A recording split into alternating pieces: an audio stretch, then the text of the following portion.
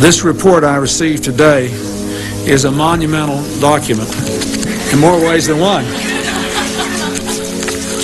But it is a very, very important piece of America's history, and it will shape America's future in ways that will make us a more honorable, more successful, and more ethical country.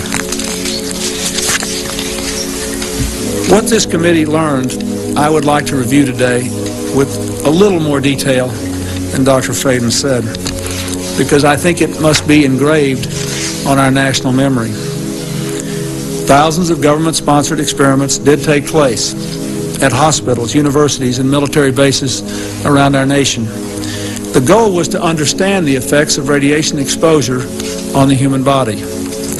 While most of the tests were ethical by any standards, some were unethical, not only by today's standards, but by the standards of the time in which they were conducted. They failed both the test of our national values and the test of humanity. Informed consent means your doctor tells you the risk of the treatment you are about to undergo. In too many cases, informed consent was withheld. Americans were kept in the dark about the effects of what was being done to them. The deception extended beyond the test subjects themselves to encompass their families and the American people as a whole. For these experiments were kept secret, and they were shrouded not for a compelling reason of national security, but for the simple fear of embarrassment, and that was wrong.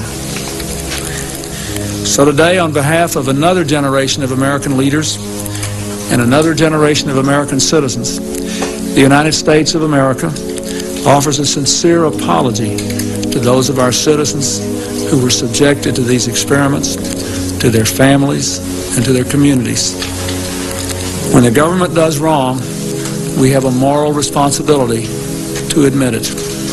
The duty we owe to one another to tell the truth and to protect our fellow citizens from excesses like these is one we can never walk away from.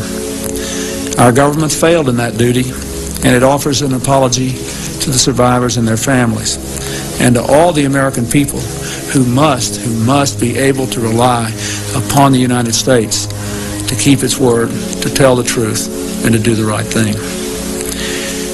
Make no mistake, as the committee report says, there are circumstances where compensation is appropriate as a matter of ethics and principle.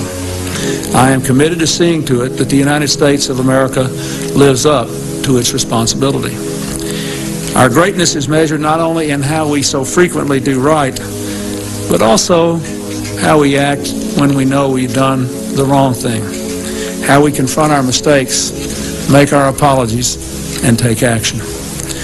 That's why this morning I signed an executive order instructing every arm and agency of our government that conducts, supports, or regulates research involving human beings to review immediately their procedures in light of the recommendations of this report and the best knowledge and standards available today, and to report back to me by Christmas.